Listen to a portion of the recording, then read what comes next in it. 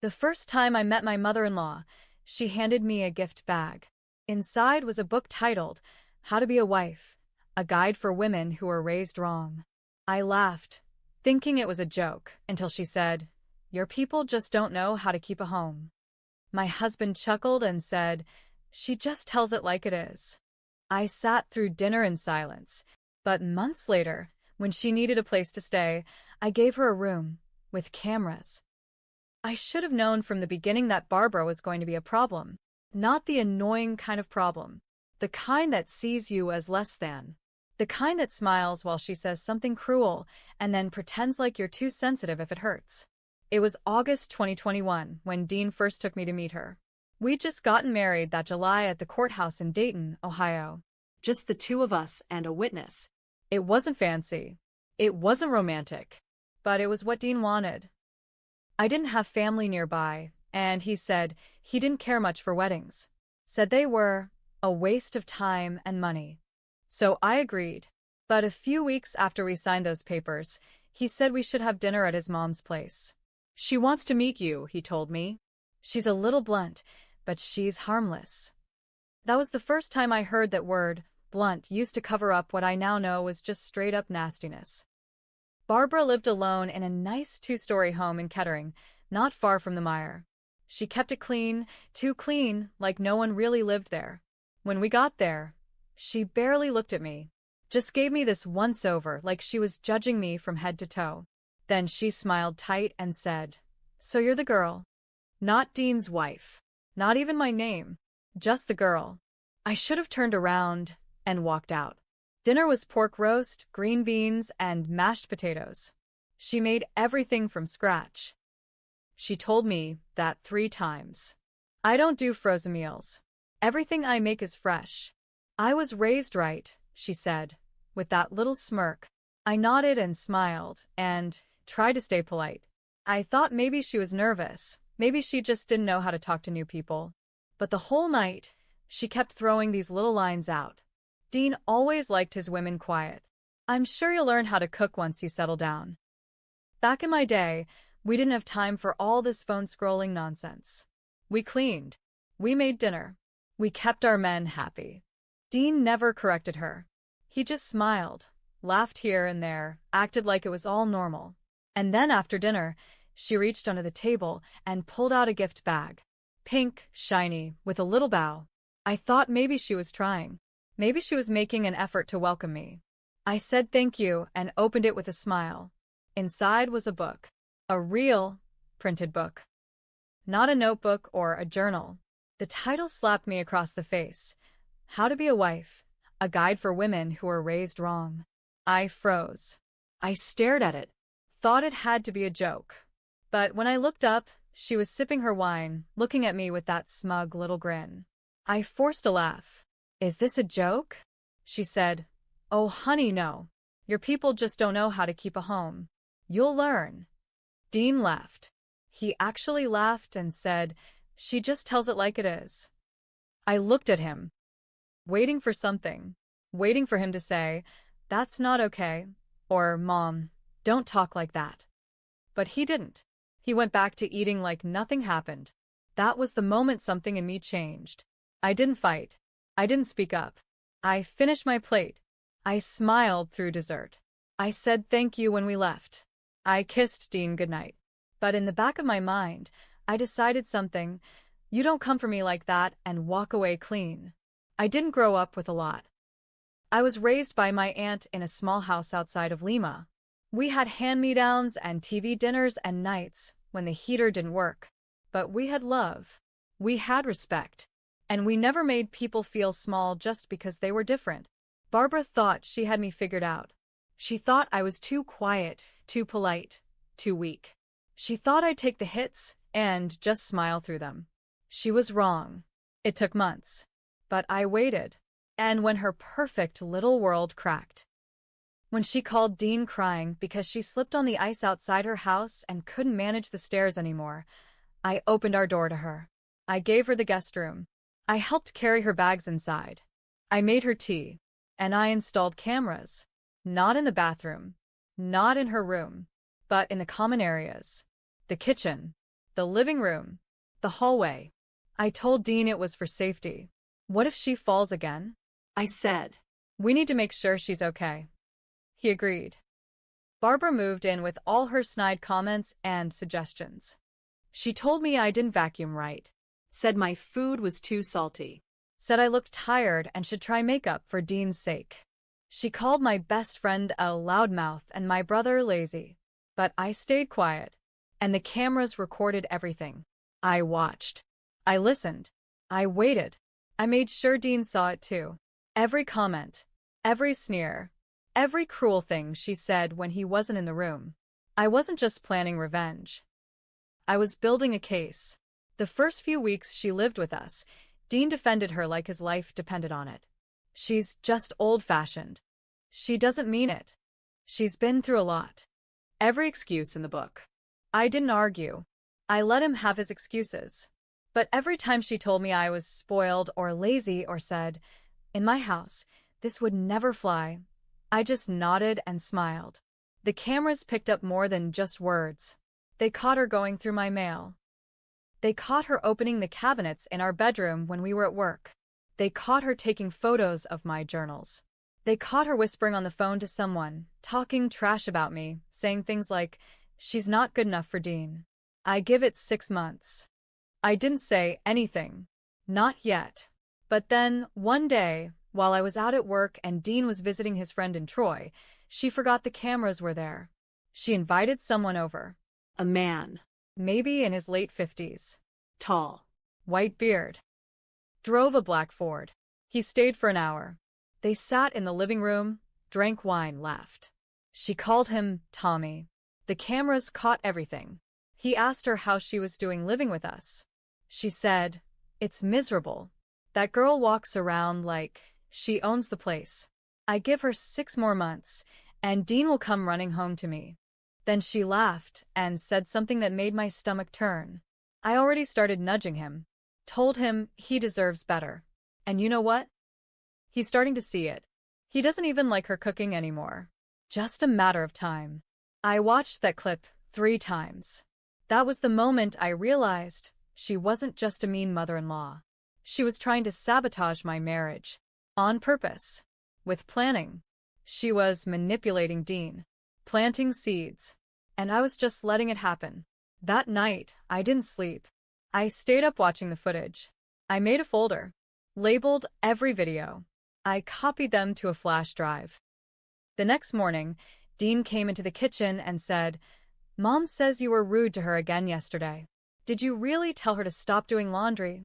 I didn't answer right away. I looked at him, dead in the eye, and said, "We need to talk." I took out the flash drive.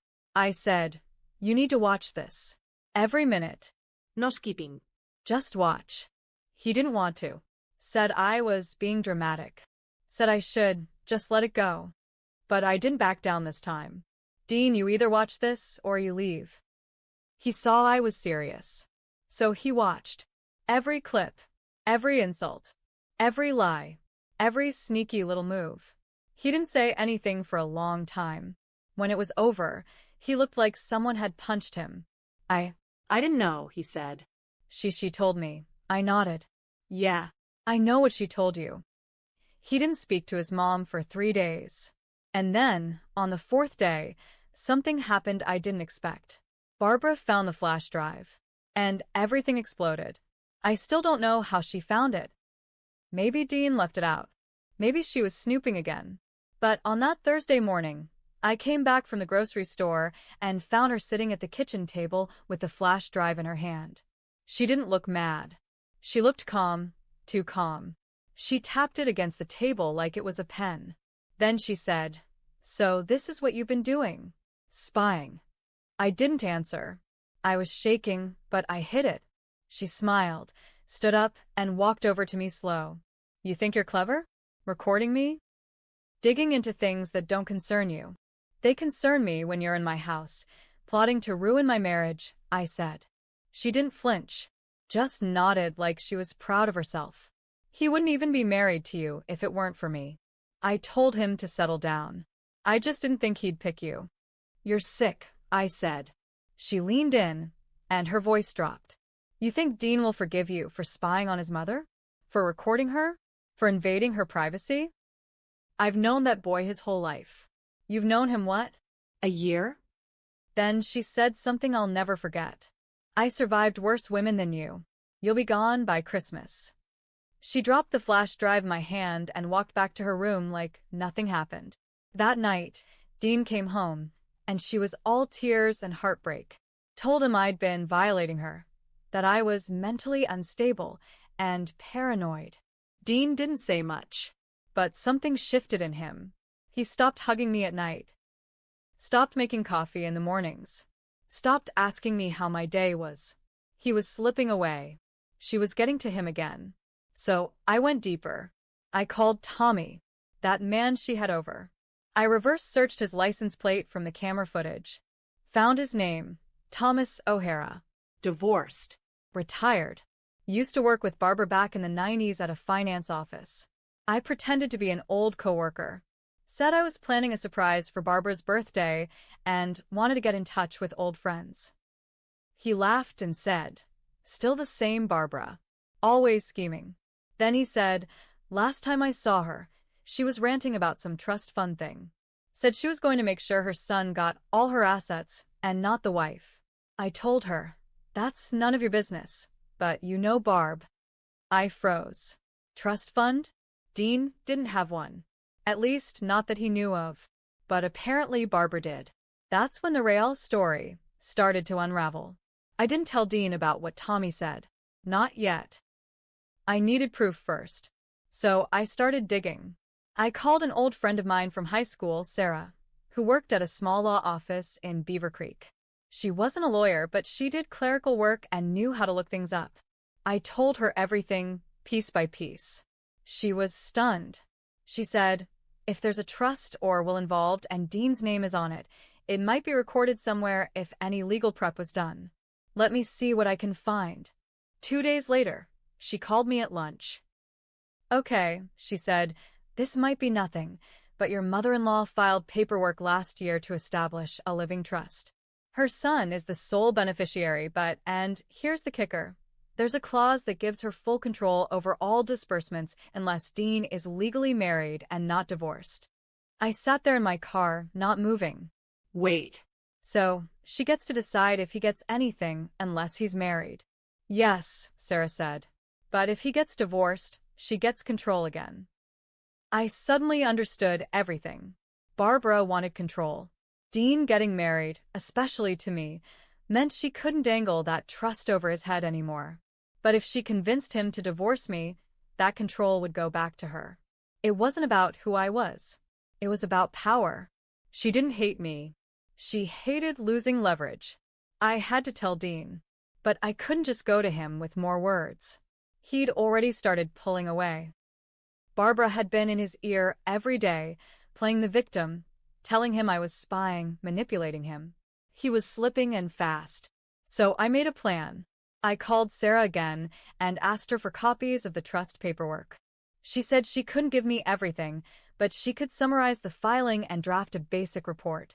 I took that, printed it, and slid it into a folder labeled Household Budget. Then I waited.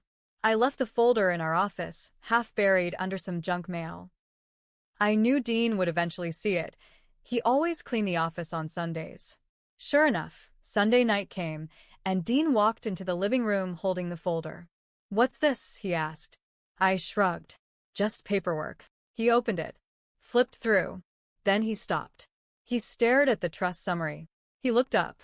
"Where did you get this?" "Doesn't matter," I said. "What matters is your mom's been using money to control your life. And I think she's trying to get you to leave me so she can take that control back." He didn't say a word. He just stood there. Later that night, he went to talk to her. They were in her room for almost an hour. I sat in the hallway with my back against the wall, listening. She screamed. She cried. She said, "She's poisoning you against me." He said, "I just want the truth, Mom." She screamed louder. Then something shattered. The door flew open and Barbara stormed past me, straight into the garage. Dean followed her, yelling. I heard the garage door open. Then the engine of her car. She backed out so fast she nearly hit the trash bins. She was gone. Barbara didn't come back that night. Or the next. Dean didn't say much for a while. He was quiet. Distant. Part of me thought that maybe he'd follow her. That he'd take her side in the end. But instead, something in him finally snapped open. "She's been doing this my whole life," he said one night, sitting at the edge of our bed. "Making me choose. Making me feel like everything I had was because of her. Even when she hated me, she made me feel like I owed her." I sat next to him. "You don't owe her anything." He nodded. I just didn't want to believe it. 2 weeks later, he got a call from Barbara's lawyer. She'd changed the trust. Dean was cut out. No explanation. No warning. She left everything to a charity for traditional family values. It was petty, cruel, but it was done. Dean didn't fight it. He just stared at the letter and said, "Good. Now I don't owe her a damn thing." I wish that was where it ended. But it wasn't. Barbara wasn't done. She started calling his friends, telling them I was manipulative, that I'd driven a wedge between her and her son. She even told people I was abusive. Then she filed a noise complaint against our home. Said we were disturbing her peace, even though she hadn't lived here for weeks. The cops came. Nothing came of it. But she kept coming. Dean blocked her number. Blocked her on social media. So did I. And then she showed up at my job. I work at a dental office. Front desk. She walked in like she had an appointment. I stood up and said, "You can't be here." She smiled at me, sweet, fake, and said loud enough for everyone to hear, "I just wanted to meet the woman who ruined my family." I asked her to leave. She wouldn't. So I called the police. That got her out. But my manager pulled me into the back and said, "We need to talk about boundaries." It was humiliating. Barbara cost me my peace, my trust, nearly my marriage. And that was when I finally did what I swore I never would. I sent the footage, every clip, to every single person in her church group, to her coworkers, to her sisters, to the neighbor who always waved at her like she was a saint. They saw her for who she really was, heard the things she said, saw the man in her house, heard her call me filth. It spread fast. She lost her volunteer spot at the church. Her sisters stopped calling. The neighbors stopped waving. Dean and I moved out of state 3 months later. New house. New start. We still have cameras at our home. Not because we're scared. Because now we know, when someone shows you who they are, you better pay attention. I'm not proud of how far I went. Spying. Digging. Sending that footage. But I'm also not sorry. Sometimes, to protect what's yours, you have to fight like hell. And sometimes, revenge is just making sure they never get the last word again.